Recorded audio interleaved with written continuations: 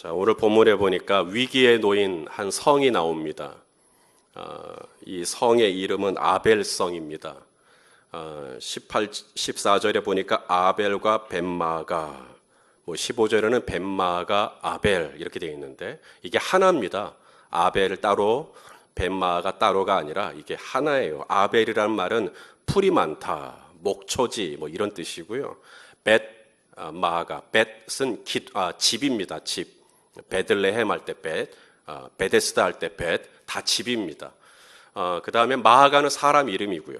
그러므로 마아가라는 사람의 집에 있는 목초지 이렇게 해석할 수가 있겠습니다. 18절에 보니까 그냥 아벨이라고도 불러요. 그래서 오늘 저도 아벨성이라고 그냥 부르겠습니다. 이 아벨 벳마아가, 이 아벨성이 어디에 있느냐 하면 이 최북단, 이스라엘의 최북단에 있습니다. 저도 이번에 성지순례 갔을 때 거길 갔는데요. 이 자전 이스라엘에서 저 위로 제일 꼭대기까지 올라가면 이제 아벨 벳마아가가 나옵니다. 세바가 거기까지 갔다는 얘기죠. 이 말은 무엇이냐면 다윗을 피해서 갈 때까지 가본 거예요. 피할 수 있는 데까지는 다 피해 본 겁니다. 그래서 최북단, 이제 더 이상 갈 데가 없어요. 그래서 거기에 있는 아벨성에 들어가서 숨었다는 것입니다. 아벨성의 위기. 아벨성의 위기는 이 위치가 최북단이기 때문도 아니요, 그 안에 있는 인구의 수가 적어서도 아니요, 돈이 모자라서도 아닙니다. 아벨성이 오늘 겪고 있는 위기는 바로 그 안에 누가 들어갔다고요? 세바가 들어간 겁니다. 이 세바가 아벨성을 무너뜨리는, 아벨성을 허물게 하는 요압의 군대가 이 세바를 잡기 위해서 공성망치라고 그러죠. 이 성벽, 아벨성의 성벽을 공성망치로 다 깨부수는 겁니다. 이 아벨성의 위기, 그것은 다른 게 아닙니다. 세바가 그 안에 들어간 거예요. 미국 콜로라도 주에 가면 로키 산맥 중에서도 가장 높은 봉우리, 해발 약 4,000km가 넘는, 거기에 이제 롱스 피크라고 하는 곳이 있다고 해요. 거기에 가면 약 400년 이상 된 거목들이 쫙 장관을 이룹니다. 번개를 14번 이상 맞고, 나뭇가지가 찢어지고, 깨지고, 구부러지고, 그런 나무들, 그런데도 여전히 봄이 되면 생명을 움트는 그런 나무들이 많이 있습니다. 그런데 최근에 그런 나무들이 시름시름 앓고 이렇게 쓰러지는 거예요. 400년 이상 된 큰 거목들이 푹푹 쓰러지는 겁니다. 이유가 뭘까? 학자들이 조사를 했는데 너무나 어이없게도 이 딱정벌레 한 마리가 뿌리를 다 갉아먹은 겁니다. 뿌리를 다 갉아버리니까 이 큰 나무가 400년 이상 버텼어도 쓰러지는 거예요. 그래서 뭐라고요? 딱정벌레 한 마리. 어이가 없죠. 이 한 마리 때문에 딱정벌레 한 마리가 멀리서 보면 안 보이죠. 그 정도로 작은 건데도 이것이 그렇게 큰 손해를 입히더라는 겁니다. 솔로몬이 아가서에 그런 얘기를 했습니다. 아가서 2장 15절 말씀인데 읽어보죠. 시작. 우리를 위하여 여우 곧 포도원을 허는 작은 여우를 잡으라. 우리의 포도원에 꽃이 피었습니다. 자, 포도원에 누가 들어왔다고요? 작은 여우. 큰 여우가 아닙니다. 작은 여우. 그런데 이 작은 여우가 들어와서는 어떻게 해요? 포도원을 다 망가뜨리고 있는 겁니다. 그러면 이 여우를 어떻게 해야 됩니까? 여기서 고민하면 안 됩니다. 여우는 잡아야 됩니다. 작은 여우를 잡아야죠. 잡아서 먹어버려야죠. 죄송합니다. 작은 여우를 잡아라라고 말합니다. 아벨성에 이 작은 여우가 들어온 거예요. 세바.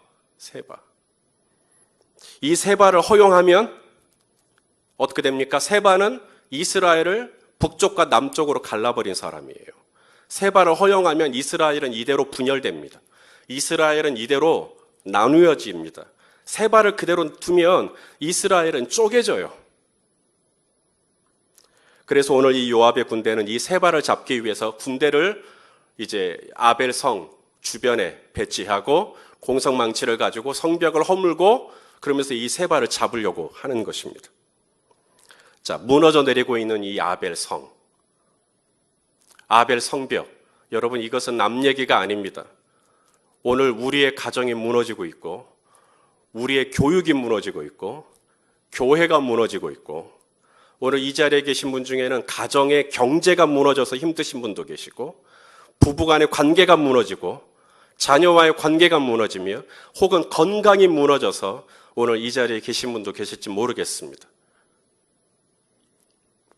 자, 이때 이 무너지고 있는 이 위기 속에서 한 여인이 등장합니다.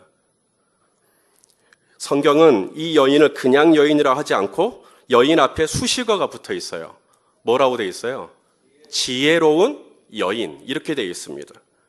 자, 16절 말씀 우리 같이 한번 또 읽겠습니다. 시작. 그 성읍에서 지혜로운 여인 한 사람이 외쳐 이르되 들을지어다 들을지어다 청하건대 너희는 요압에게 이르기를 이리로 가까이 오라 내가 내게 말하려 하노라 한다 하라. 자, 삼진 아웃이라는 용어가 있어요. 스트라이크 3번이면 아웃입니다. 이 지혜로운 여인 한 사람, 삼진 아웃입니다. 첫 번째 스트라이크는 뭐냐면 유대인들은 태어나서 감사하는 기도, 유대인 남자들이요, 감사하는 기도. 첫 번째, 이방인으로 태어나지 않은 걸 감사합니다. 두 번째, 노예로 태어나지 않은 걸 감사합니다. 세 번째가 뭘까요? 여인으로 태어나지 않은 걸 감사합니다. 이게 유대인 남자들의 기도예요.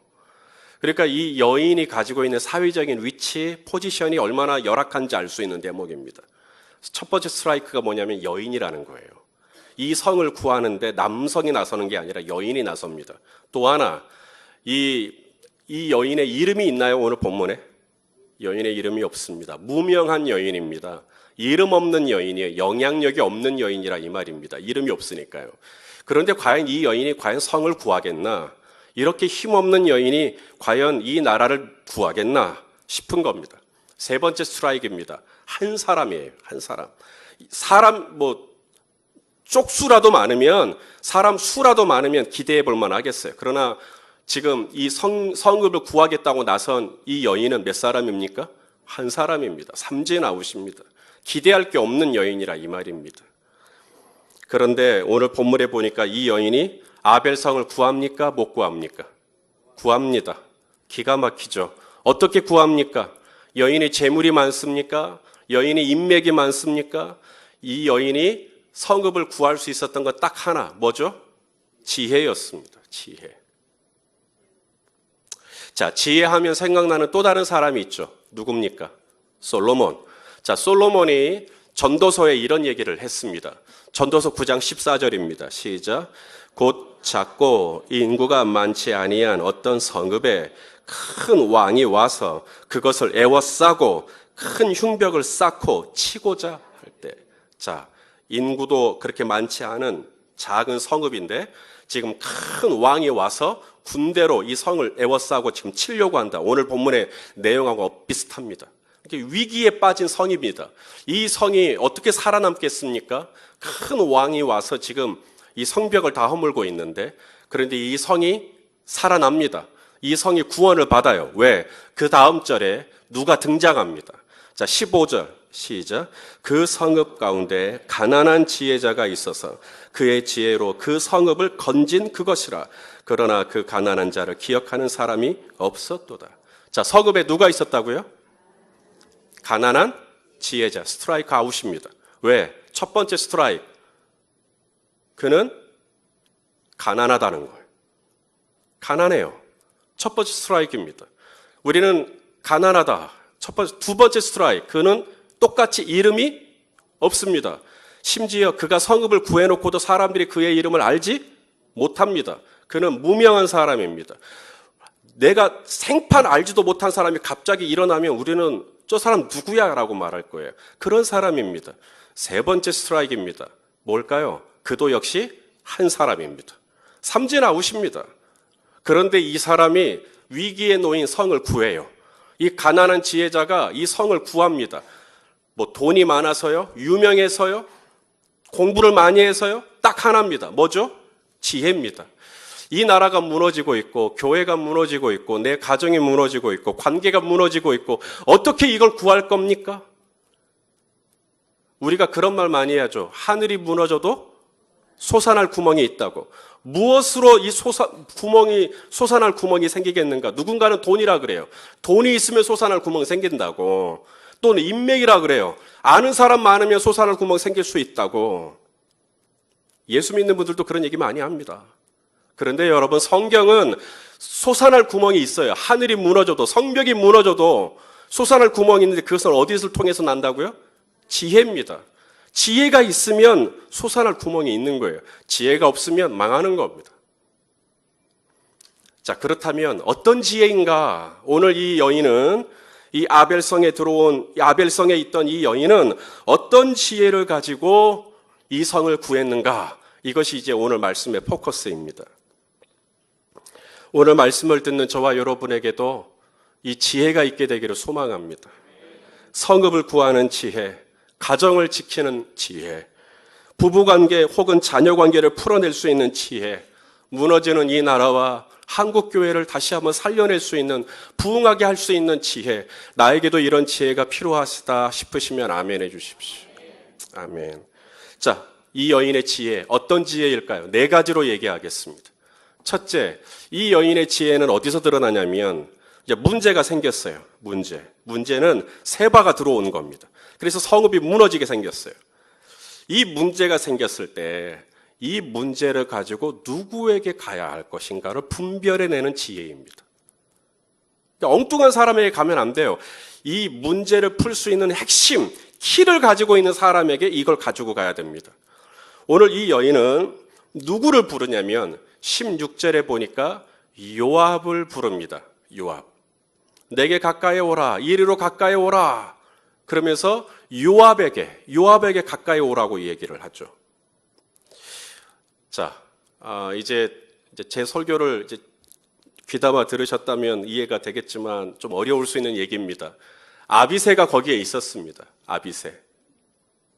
이 다윗이 예루살렘으로 돌아오고 난 다음 군대 장관으로 아마사를 삼았습니다.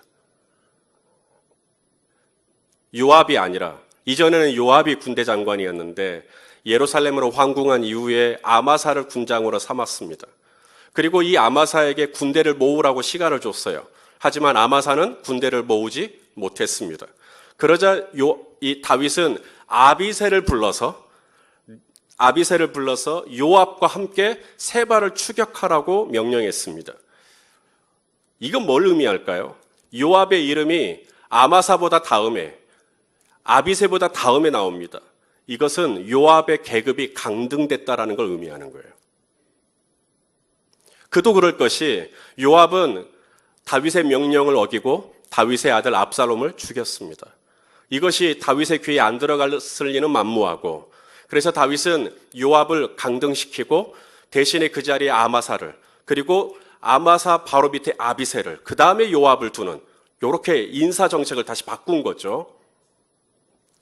그런 의미에서 봤을 때 오늘 이 여인이 성읍에서 딱 내려봤을 때 아비새와 요압은 분명 차이가 있었을 겁니다. 어떤 완장의 색깔로 구별이 되든 혹은 타고 있던 말의 종류로 구별이 되든 주변에 모여있는 군사들의 숫자로 구별이 되든 좌우지간 봤을 때 아비새가 좀 더 요압보다 높다라고 하는, 계급이 높다라고 하는 표시가 분명히 있었을 텐데 오늘 이 여인은 가만히 상황을 보더니 아비새를 부르는 게 아니라 누구를 불러요? 요압을 부르는 겁니다. 이 문제를 누구에게 가져가야 할지를 정확히 알고 있는 거죠. 제 아무리 아비새보다 계급이 낮아 보이는 요압이라도 지금 이 모든 분위기를 주도하고 있는 사람은 누구다? 요압이다라는 걸 딱 찍어내는 겁니다. 그게 지혜죠. 아비새에게 백날 얘기해봤자 아비새는 힘이 없어요. 근데 요압에게 얘기하면 이 문제가 풀리겠구나라는 걸 아는 거죠. 아빠에게 백날 얘기해봤자 통닭 안 나옵니다. 엄마한테 얘기를 해야지. 그런 것처럼 이게 정확히 이 문제를 내가 누구에게 가져가야 될 것이냐, 이걸 아는 게 지혜라는 거예요. 오늘 그 지혜가 이 여인에게 있었다는 겁니다. 두 번째, 이 여인의 지혜입니다. 이제 요압을 만납니다. 그리고 이제 요압에게 어떤 이야기를 해요. 이 요압이 군대를 동원해서 지금 아벨성을 무너뜨리고 있는데 이 아벨성을 무너뜨리면 안 된다는 이야기를 하기 시작합니다. 그러면서 왜 아벨성을 무너뜨리면 안 되는지를 설득하기 시작합니다. 지혜는 뭐냐? 주장하는 게 아니라 설득하는 게 지혜예요. 자, 어떻게 설득하는가 보겠습니다. 네 가지를 이야기하는데요. 첫째, 이 아벨성은 전통이 있는 유서 깊은 성이니까 함부로 훼손하지 말라, 이 얘기를 합니다. 자, 18절을 보시면 자, 한번 18절을 같이 또 읽겠습니다. 시작. 여인이 말하여 이르되 옛 사람들이 흔히 말하기를 아벨에게 가서 물을 것이라 하고 그 일을 끝내었나이다. 지금 요압에게 왜 이 아벨성을 무너뜨리면 안 되는지를 설득하고 있는 거예요. 첫째는 뭐냐면 옛사람이란 말. 이 말은 이 아벨성은 새로 생겨난 지 얼마 안 된 그런 신생 성읍이 아니라 아주 예전부터 있었던, 아주 예전부터 전통이 있고 유서가 깊은 성이라는 것을 먼저 강조합니다. 19절에도 보니까 이스라엘 가운데 어머니 같은 성이었다, 이런 얘기를 합니다. 그러니까 이런 전통 있는, 유서 있는 이런 성을 왜 무너뜨리냐는 거예요. 두 번째 이유입니다. 자, 사람들이 이 아벨성에 오는 이유가 뭐냐면 물을 것이 있어서 왔다는 거예요. 물을 것이 있어서 왔고 또 그것이 해결을 받았다는 거예요. 이게 무슨 말이냐면 재판을 의미합니다. 이게 재판을 하다가 이게 도저히 이게 결론이 안 날 때 아벨성이 왔다는 거예요. 그러면 아벨성에서 이게 재판이 정확하게 구분이 됐다라는 거예요. 그러므로 이 아벨성은 공명정대한 재판이 이루어지는 곳.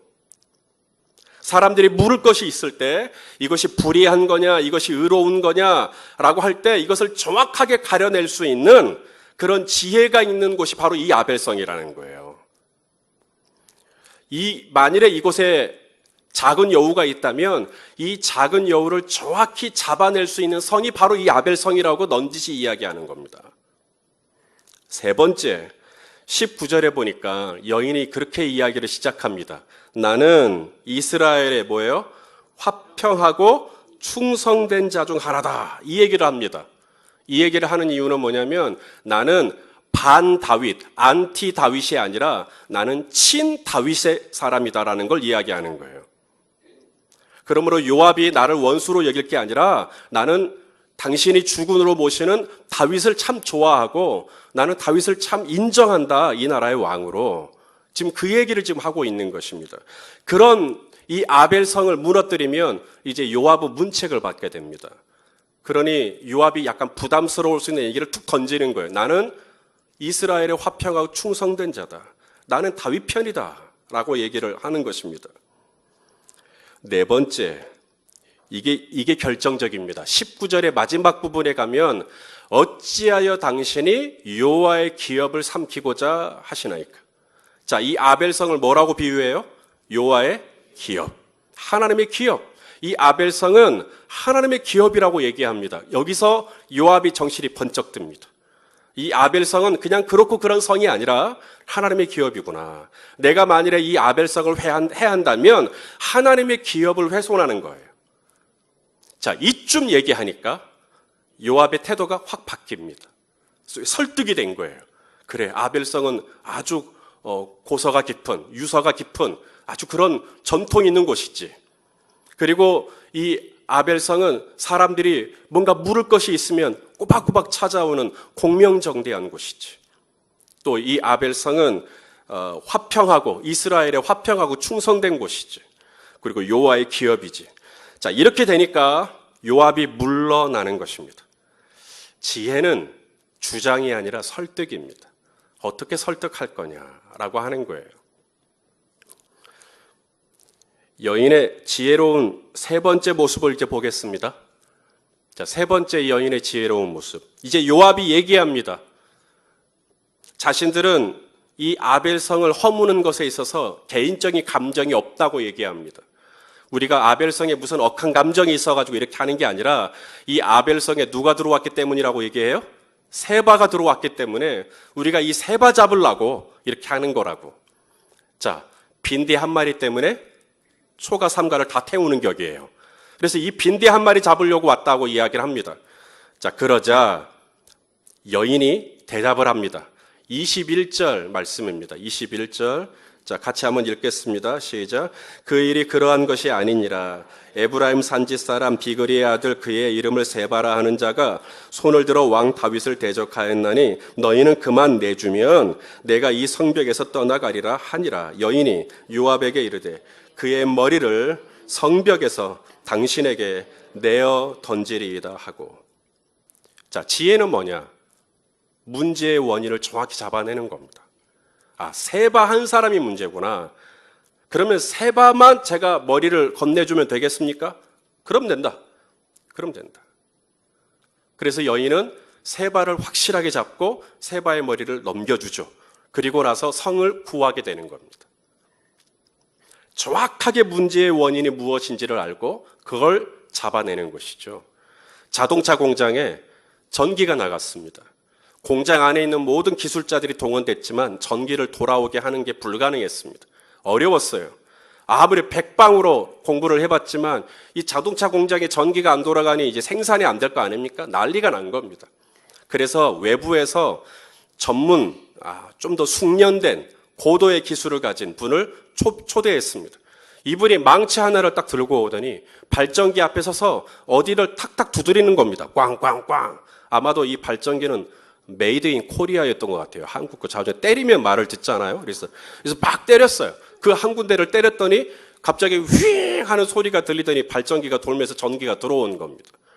기가 막히죠. 망치 하나로 그냥 어느 한 군데를 때렸을 뿐인데 나중에 사장님께 이분이 수성공에 이제 청구를 한 겁니다. 1만 달러. 우리나라로 하면 1,000만 원이 넘습니다. 이 1만 달러를 청구하니까 사장님이 좀 너무하다.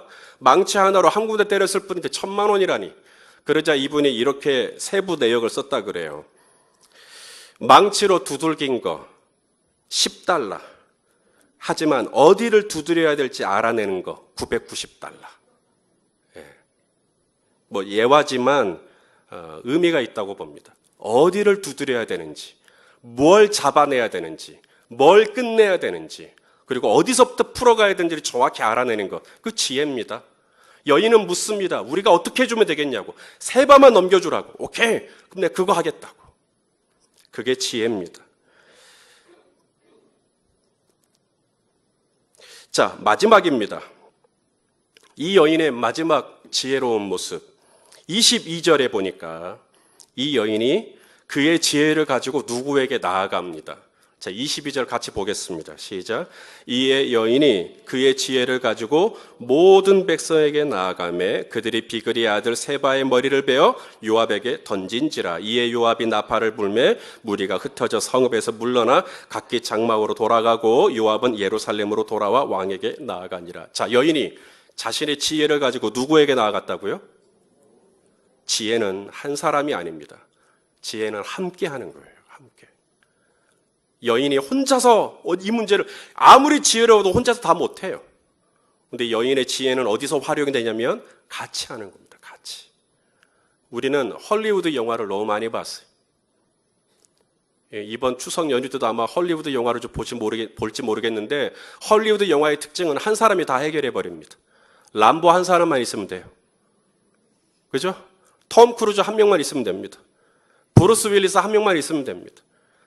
근데 성경에서 지혜는 그렇게 한 사람이 다 해결해내는 게 아닙니다. 성경에서 지혜는 뭐라고 말합니까? 협력할 줄 아는 게 지혜랍니다. 모든 백성들에게 나아가서 우리가 이 문제를 어떻게 풀까? 그러자 백성들이 함께 힘을 모아서 세바를 축출해내는 것이죠. 그렇게 사람들의 도움을 청할 줄 알고 사람들과 함께 동역할 줄 알고 그것을 성경은 지혜라고 얘기해요. 지혜. 저와 여러분에게 이런 지혜가 있기를 소망합니다. 자, 이제 말씀을 마칠게요. 빨리 돌아가셔야 되니까 또 이거 끝나고 또 시골도 가셔야 되는데 설교가 길면 안 되잖아요. 자, 오늘 이 아벨성에 살았던 한 지혜로운 여인 이야기를 들으시면서 어떤 생각이 드십니까? 나는 과연 저런 지혜가 있나? 나는 이 여인에 비해 얼마나 어리석은 사람인가? 혹시 이런 생각은 드시지 않으십니까? 오늘 이 본문을 저와 여러분에게 허락하신 하나님의 뜻이 있습니다.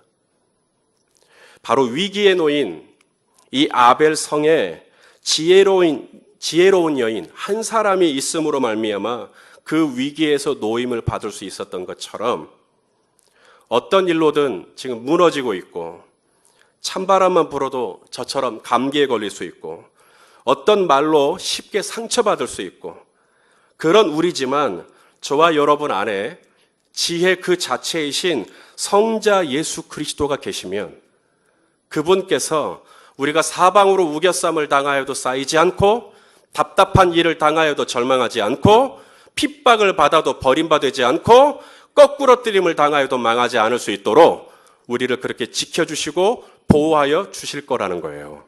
이것이 오늘 우리에게 주신 메시지입니다. 아벨성의 지혜로운 여인 한 사람을 보느냐? 바로 너의 안에 있는 지혜 그 자체이신 하늘의 지혜의 왕이신 예수 그리스도가 우리 안에 있다라는 것, 성령을 우리 안에 주셨다는 것. 그러므로 이제 제가 할 일은 무엇인가? 후히 주시고 꾸짖지 아니하시는 그분께 지혜를 구하는 거예요. 주님, 성벽이 무너지고 있습니다. 우리 가정이 무너집니다. 어떻게 구해야 됩니까? 그랬을 때 주님께서 후히 주시고 꾸짖지 아니하시는 지혜로 저와 여러분과 함께 하셔서 이번 추석 연휴 참 복되고 즐겁고 알찬 시간들로 채워지시기를 예수님의 이름으로 축복합니다.